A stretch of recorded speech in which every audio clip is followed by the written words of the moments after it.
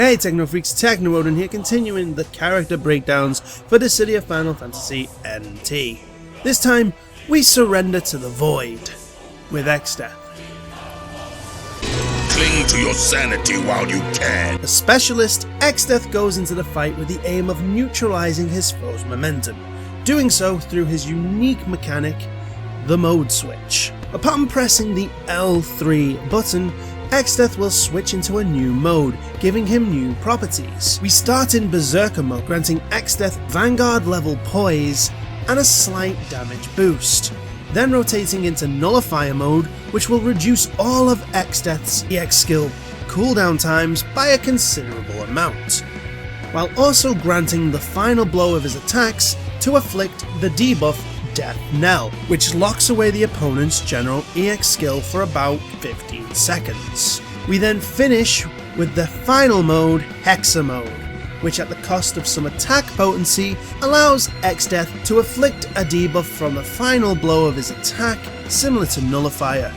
This debuff is Curse, and it will reduce attack potency, defense, and movement speed, but it's not a big drop, so you'll find yourself using Null and Berserker mode more. I'll point out that switching modes is nothing like changing jobs, i.e. you don't stop what you are doing to change modes, you switch freely. Now you can't switch while attacking, but you can do something called switch dashing, which as you dash cancel, you can switch modes.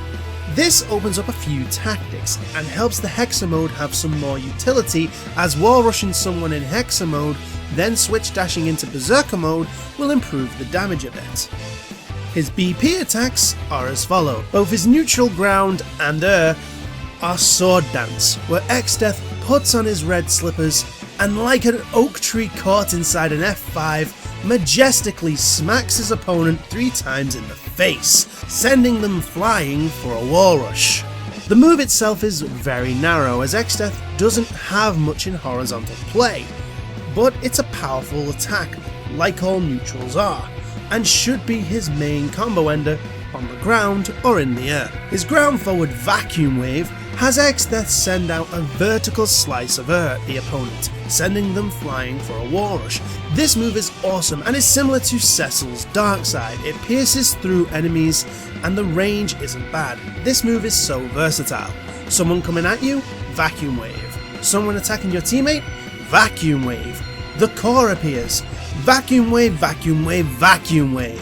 Seriously, this is a bread and butter move and is one of your main core busters. His backwards ground is Earthshaker, pretty much a carbon copy of Bart's mastered Black Mage, and should be used the same way. His forward air, Abasing Rush, is that hyper armor thrust move similar to Kane's Puncture, where Exdeath dashes in with his sword, then thrusts the opponent away for a wall rush. It's your hyper armor move. Use this to get in on those pesky mages. His backer is 100 Gs, a small orb of void energy that causes decent damage on hit. Once again, this is one of his best moves for core damage and the neutral game. It also has small AoE damage on impact, making it good for crowd control. Now the reason I say Vacuum Wave and 100 Gs are 2 of his best moves is 1, they do decent damage for one-hit moves, and 2, they are one-hit moves, and that means they will instantly add the debuffs from your Nullifier and Hexa modes. We are missing one of his other great moves, and that is his dash attack, Reverse Polarity. This has Exdeath send out a magic seal that he will teleport to land an attack. You can charge the move, which will extend the range of the seal. If you land the attack, you can follow up with another bravery attack, making this great for counter play.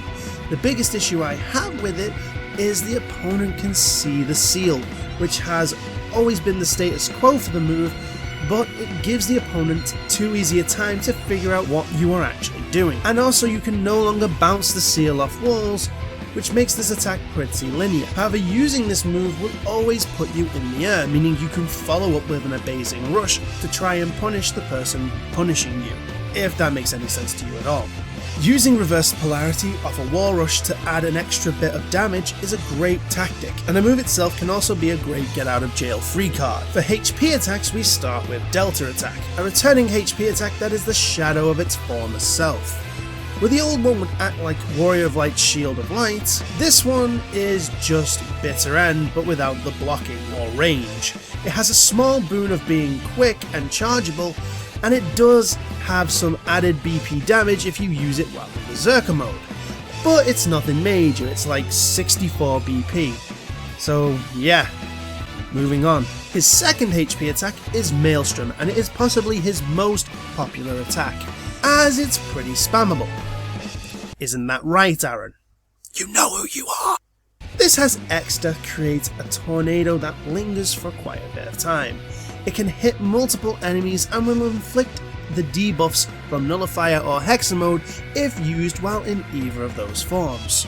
So it's pretty useful for utility. His third HP attack is Almagest, where Exdeath shrouds himself in the void before breaking free, causing the HP damage upon impact. The move is fast, and like with Maelstrom, the move will add the debuffs from his Nullifier or Hexa mode if used in those modes. But his move's main utility is the great giant slow field he creates when you hold the HP attack button after using the move. This will slow the opponent a great deal, making it harder for them to get away from opponents' attacks.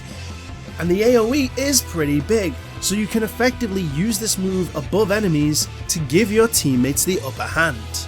His fourth HP attack is Omniblock, another bloody counter move similar to Riposte Knight, only this version is chargeable. Without charging, it just counters BP attacks like Riposte and Unmastered Knight, but charging it will allow you to counter HP attacks too. As for which is better, Maelstrom is popular for a reason. It's one of those annoying moves to deal with, and the fact that it can also apply debuffs makes it more appealing to use. Almagest gets second as it's fast enough to take someone out on a wall rush, and plus its utility factor alone boosts it higher than the others.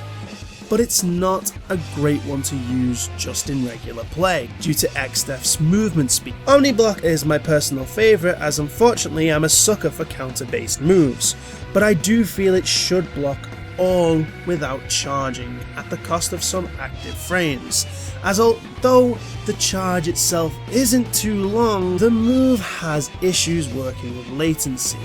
Please listen to your fans and get dedicated servers, Squirt, please. And the initial starting frames, while on par with other counter HP attacks, will suffer that charge attack initial frame delay you see in 2D fighting games.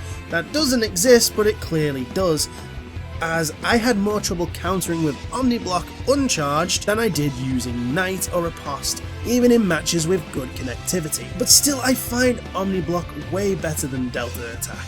This move to me is just garbage. Sure, it can land off wall rushes and charging works for mind games, but it's narrow with poor range even when fully charged, and doesn't offer anything outside of a 64 BP damage in Berserker mode. It's just awful. Just remember, these are my personal opinions. If you like Delta Attack, that's fine. I don't. Now technically, Exdeath has 3 unique EX skills, all based on what mode he is in.